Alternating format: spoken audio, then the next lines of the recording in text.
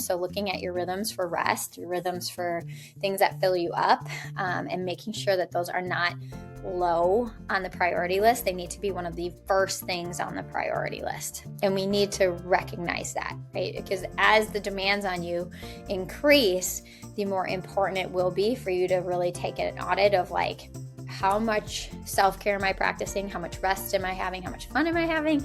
How much are, other parts of my life still important so that, I don't lose certain elements of myself that I really, truly value.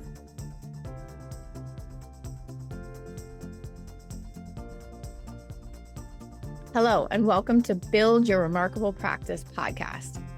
This podcast is dedicated to chiropractors who are in the seasons of launching and building their practice. Join myself, Dr. Lona, and my co-host, Dr. Bobby, as we have conversations each week as it relates to building the practice of your dreams. And remember, you can have a remarkable practice as part of a remarkable life, not instead of one. We are here to lead you on the way. Welcome back to the Build Your Remarkable Practice podcast. And I am here recording an episode before the end of the year. And I really wanted to jump in. It's going to be a solo episode. This is Dr. Lona Cook, and I'm going to be bringing up kind of a self-audit of things that might be holding you back that are outside of your practice. So I really was like thinking about, end of a year, looking ahead to the new year, and wanting to create that meaningful change that's going to lead to more fulfillment in practice, more fulfillment in your life. And sometimes at the end of the year, we can get there and realize I feel stuck. And maybe you feel stuck in the growth of your practice or stuck in the production of your practice. Like maybe you're wanting to grow, but it seems like you're not growing.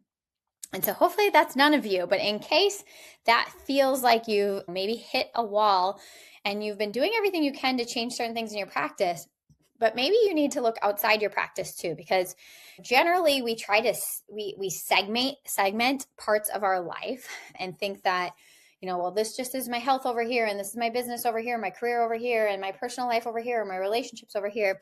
But all of it is really what makes up you, right? And we only have so much time and energy and focus to like mix around. And so I do think sometimes part of that shift that's really going to get you to the next level in practice comes from having a deep look at some of these other factors in your life. So I'm going to kind of go through those and help you take accountability in those areas, and maybe think about maybe there's some blocks in some of these other areas that need to be addressed that then will also help you take your practice to the next level. And I think this is just helpful to always recognize that for our practice to grow, many times that also means that we need to prepare for the growth and the change that will happen in our lives, because everything generally changes. I remember many years ago having a conversation with a friend who was wanting some advice to help grow her practice. And I said, let's just sit down and do the math for a little bit on what that would mean if your practice doubled, right? And so I think at the time she was seeing like around 100 visits a week. And so I said, okay, let's just do the math of like, your overhead isn't going to change a ton as we grow this next 100 visits. And we looked at like what she was collecting per visit and what her life was moving money like at 100 visits a week. And now we doubled that, and she was seeing 200 visits a week, and how much more income was going to come into her life with relatively minimal change in her overhead, because she was already paying for her space. She already had staff. She already was paying for the bulk of overhead at that point to like grow this practice. And I think what I really took away from that experience was she wasn't prepared for the like aha of like how much more income she would make with that additional growth. And that was something then that she had to really go to work of like, she hadn't ever spent that much time thinking about what would my life be like when it became more abundant, and where would I move money and how would money flow, right? And we could do that at every level, whether it's 200 visits a week or two practices or 600 visits a week. The point is there's an element of our mind where we actually have to do the hard work to think about how other parts of our life are going to change, and also some of the belief systems and sometimes the ceilings, if you will, like where we've kind of hit a ceiling and we need to break through it. So, because I just gave the example of visits per week and increased abundance as your practice would grow, and what that would mean for your personal life and your personal ability with money, that's a good example. So I want to, with the first element to think about is to think about your money habits right now, and to think about, is there any chance that the way that you're moving money, both in the practice and in your personal life, is creating a barrier to growth for you? Is it that you're potentially spending too much time focused on lack? Is it potentially that you haven't reinvested in the business the way that you should to keep the growth going? Maybe it's that you need to hire another person. You know you need to hire another person. Maybe it's that there's some layout changes that need to happen. Maybe you need to spend more money on marketing. Maybe you need to increase your lifestyle, right? Like maybe you're being too miserly with the money, and there's like this sense of too that I just need to like reinvest in my lifestyle, and my own sense of abundance will go up, therefore the practice will grow. That there's sometimes a direct connection there. So I want you to just take kind of an audit of, how have I been moving my money this past year, both personally and in my practice? Money likes flow, just like we like flow in our office and our systems. Like our money flow should have a system to it of where and how we move our money, how we pay our bills, both in our personal life and in our professional life. And so if you're not being a good steward of that, you're not telling the money where to go with purpose, you're not directing it into things that are going to be meaningful, or maybe you're overspending in certain areas or underutilizing your money to work on the business too. Like those can be elements where we need to have awareness, and then we need to create a rhythm that will change that. So again, we're looking for like, could I create a shift here? And if you're somebody who is like, man, I'm kind of at a ceiling here, sometimes it is just looking at, okay, what's the block, right? Like there's a book called The Little Money Bible. I highly recommend to people. Again, just money moves as energy, and it's just a form of exchange. And when we give priceless service and we pour in, it's going to return to us as long as we have the system set up well for it. And again, we want order and organization to how we're moving it so that we can almost like flow more of it, if that makes sense. So looking at where you're not flowing well can be a nice shift. And then also John D. Martini taught that like most of the time our habits are things like we won't notice a little bit of money that changes, right? Just like you could go and do whatever and spend $20 and you don't really notice it many times. A lot of good habits are just increasing those little tiny habits, right? So for instance, the habit of saving could be that you literally start with $20 being directed somewhere where you're going to have it build value for you.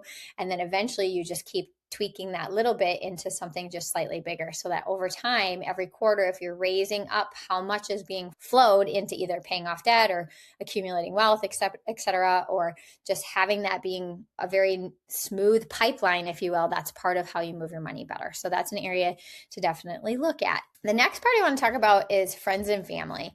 And what I mean by this is to realize that we're all highly influenced by the people we spend the most time with. And, if you can kind of audit through, many times, of course, I'm not asking you to change your family, but you may audit through how much influence they have on what you choose to do or not do, right? So I remember early on for me, my dad, who I love and is probably the reason I am a chiropractor today, he had a belief system about me opening a practice. And I remember him saying the words to me, like, this is going to be hard, right? Like, and I just remember after the second or third time he said it to me, I was like, that's your belief system. Please don't say that around me anymore. Like, I'm going to do what I need to do. I don't need you telling me how hard it's going to be. And we have a relationship where I could be that direct with him. I know some of you might cringe when you hear that because you're like, I wouldn't say that to the person. But at that point, I just felt like he was trying to put his feelings about how hard it was going to be to build a practice on me. And I didn't feel that way. And so I didn't want him influencing me in that regard. Now, I was happy to see him in the practice and all of that. And he's certainly been a great help to me, but it was one of those things where I needed to create kind of a boundary, because if I was asking my dad for other types of advice, I might actually receive that. But in that case, he had never opened a practice before. He was not a chiropractor. So probably his influence on what I should or shouldn't do in my business, I had to take that into account, right? So we need to look at who are we surrounding ourselves with and who else are we asking for advice, right? Sometimes we're asking people for advice, or maybe not asking and they're giving us advice, but they haven't walked a similar path to us. And so we have to keep that with a grain of salt, not because we don't love them, not because they're not great people, but because at the end of the day, it's really important for us to recognize who we're going to let influence us. And so you can kind of go back and just take an audit this year of who do I hang out with? Who are the top 5 or 10 people that I let influence me and I influence them? And am I liking the results I'm getting? And if I look at the advice I take from some of these people and I look at their lives and what they've demonstrated, am I going to be happy if my life reflects similarly? Right. And if the answer is no, I don't think that person is in alignment with what I want to create more of in my life. Again, it doesn't mean that you have to disown that relationship, but we may create some different boundaries there. Right. So taking stock in who has influence on you and who you're spending the most time with and making necessary changes there. And, that can be hard, and it can also feel a lot lighter too. Okay. The next one I want you to audit on is how well in 2025 you did at creating things that were going to be fun for you in kind of your weekly and monthly rhythms, as well as how much rest and vacation time you had. Right. So this can be another area that we can get almost a little burnt out if we don't have enough vacation time built in or just fun stuff that we enjoy outside of practice. The other part you might have to ask yourself is maybe I took a lot of time off and I wasn't as focused as I should be. I was having too much fun and my practice suffered for it, right? There's this fine line between recognizing if this is kind of a grayscale. Some of you who've had your head down building practice in the trenches, doing the work all the time, could you stand to have a week or 2 vacation coming up here to just get recharged and have your energy relit and ready to rock? And other of you, it's maybe you're gone all the time and the practice hasn't had the structure it needs and we need to be refocused, right? So we can have these different seasons where we have to, this is a deeply personal thing. Nobody can tell you the right amount. You've got to really ask yourself that question of do I need to be more diligent and head down and not play quite as much as I have before? Or have I been so focused, so down nose to the grindstone that actually my batteries need to be recharged? And there's this other part of me that hasn't gotten to be expressed for a while that really enjoys doing some of these other things. And I want to build them back into my routine because that will be life-giving for me, because you are the power source for the practice. If you are listening to this and you're the owner operator or any of the leadership of the practice, your energetics certainly matter. The way you show up, first thing in the morning, every day of the practice is life-giving to the rest of the practice, right? And so if your energy is pretty burnt out, one of the number one things you can do for your practice looking ahead for the new year will be to get that back in alignment. So kind of a self-audit. Do I need to be having more elements of fun in my day-to-day life? Can I get some vacations and some rest time scheduled?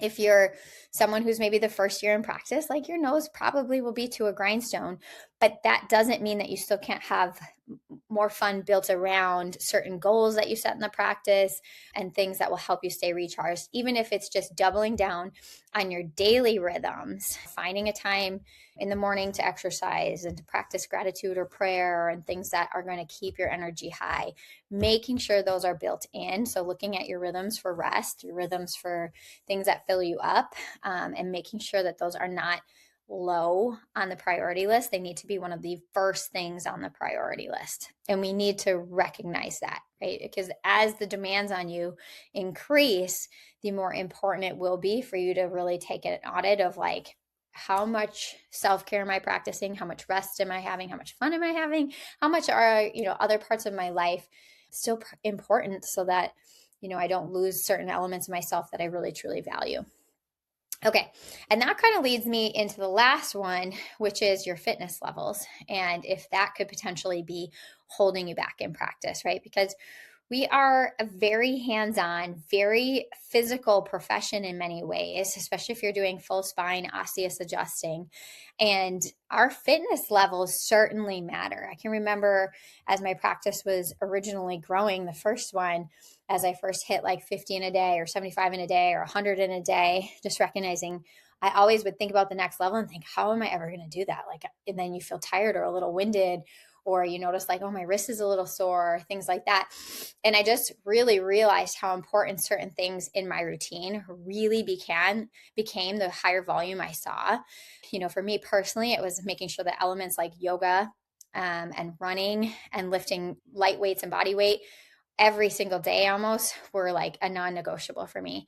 That element of just moving my body not only was really important to keep me strong and still is, of course, but also to make sure that like my energy and my mind was right.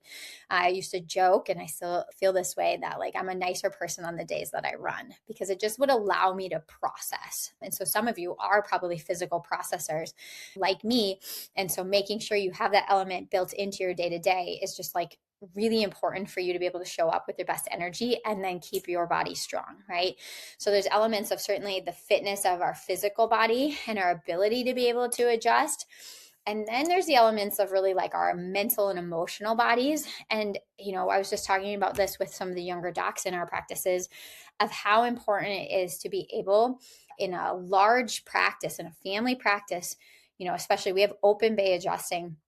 You can have so many things happening in that adjustment bay where it's like it's so beautiful to be able to flow and go table to table to table to table. And at the same time, there is this element where we are sharing space with so many people, and some people are having really great days and really great weeks and maybe are in some of the best days of their lives, and other people laying right next to them may have just lost a loved one or be going through something really heavy. And so there's like this emotional and mental fitness that has to come in too, where we're able to be with people through joy and sorrow and pain and improvement and all sorts of things that happen on our table because we can hold space for people and be with them. And at the same time, know that like what we're doing is we're adjusting them. We're helping that nervous system, that person to be able to be more resilient, more adaptable, and live their best life through the help of chiropractic. And so there is a fitness level that comes with being able to carry that and steward that without also trying to fix people, to do it for them, to take on, let's say a report of findings that didn't turn out the way that you thought it was going to go. You thought that person for sure was on board, and then it turns out they weren't. Like that's a mental fitness, that's a mental emotional fitness level that if we don't work on that can be part of what really depresses our energy in practice. Either we don't have enough energy to steward it well and to be able to hold space for lots of people coming into the practice, or we take on other people's burdens, and that can really squash our joy, right? Because at the end of the day, I believe practice should be a ball, right? Like we should be having fun. We should be loving on people. We should enjoy seeing the babies and the older people in our practice and getting to be parts of their lives, because it's such a blessing to really be able to, like, if you think about it, where else do people come where they're actually physically touched and they have this like connection, and we get to learn about them many times for many, many years, right? And see their families grow and expand and change, right? It's such a beautiful profession in that regards because it's so much about connection. So our elements of taking care of ourselves and our first element of having a connection to ourselves is really important. That higher part of ourselves, the God within, our innate, and being connected within to, what fills us up, who are we, what are my needs, what is, brings me joy, what do I need to be doing, is a huge part of developing, I think, that strong sense of self. And then that strong sense of what do I need? Maybe it is more physical movement. Maybe it is more time to process some of the things happening day in and day out in practice. Maybe mentorship, so that I can learn how to do this better, so that I can steward more people in the practice. So you can re-listen to this and just kind of ask yourself, of course, there's the things that help us build this practice that we've been talking about, Bobby and I have been talking about for months in our podcast. But then I want you to think about like you outside of the practice too. Is there maybe certain elements that you've got to get right that could be barriers or blocks right now to growing that practice? And, if you get your mind right about money flowing into your life and abundance instead of maybe a perception of lack, that opens up the floodgates, right? Or if you get hanging around with the right people or letting the right people influence you, and some of the people that maybe you shouldn't be letting influence, there's a different boundary set there. Could that be opening up more of that ability to grow? Are you getting the proper amount of rest? Are you getting the proper amount of joy in things? Do you need to set some different guidelines for yourself there? Maybe you need to take more vacations. Maybe you need to take less vacations.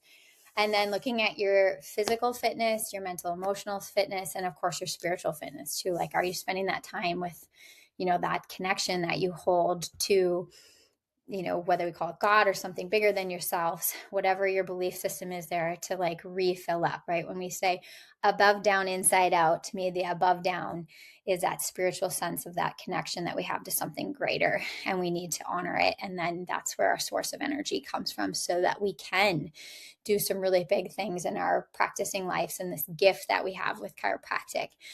So take a little audit. Happy to also hear some of your insights. If you want to reach out to me on Instagram, you can find me at Dr. Lona Cook on Instagram, and we will see you guys in 2026. Thanks. Thanks for listening to this episode of Build Your Remarkable Practice podcast. Remember, what the world needs now is chiropractic, and what chiropractic needs now is more successful chiropractors. If you like the podcast, please subscribe, share with your friends, and leave us a review. And if you'd like to connect with us personally, please click the links in the show notes to schedule a call.